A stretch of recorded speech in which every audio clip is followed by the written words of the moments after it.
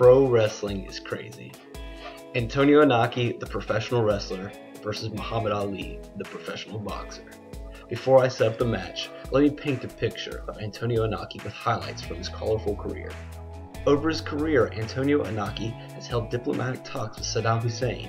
He attempted to bring peace between North Korea and Japan through an exhibition match with Ric Flair in front of nearly 200,000 fans in Pyongyang.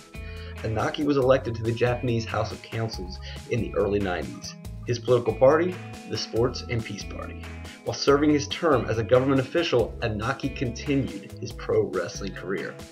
Hey Inoki, how can you and the government alleviate the pain felt by the Japanese asset bubble collapse? Sorry, I'm too busy to represent the people right now. I have a fake wrestling match to get to.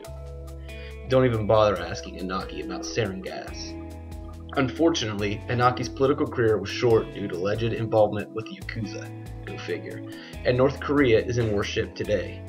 Now, that's probably because Inoki booked a match with the WCW, a headlining match against the WWF's Lex Luger, and maybe Guam wouldn't be digging fallout shelters as we speak. I sincerely hope that Dennis Rodman and the Harlem Globetrotters are taking notes.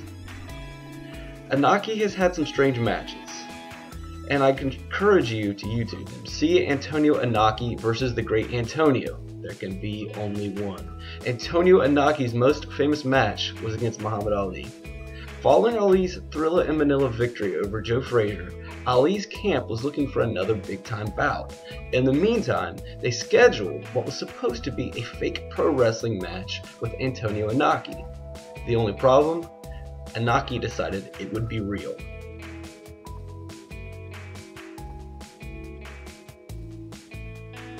At the last minute, Ali's camp negotiated new terms to the match when they realized Inoki was playing for keeps. The major rule change? To kick, Inoki had to have one knee down in the process. The result? Inoki laid in the center of the ring on his back like a turtle and kicked Ali's legs for 15 rounds. Ali only landed 6 punches during the entire match. It's bizarre to watch. In one corner, Ali is wondering what the hell he's gotten himself into. In the other corner, Inoki, in true pro wrestling fashion, has a deranged smile stretched across his face like he just blew up Gotham City.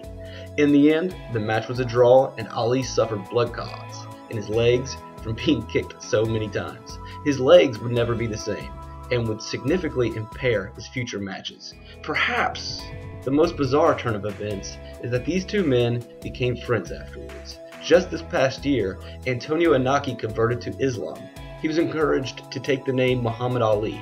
He refused, stating that he had already fought the greatest.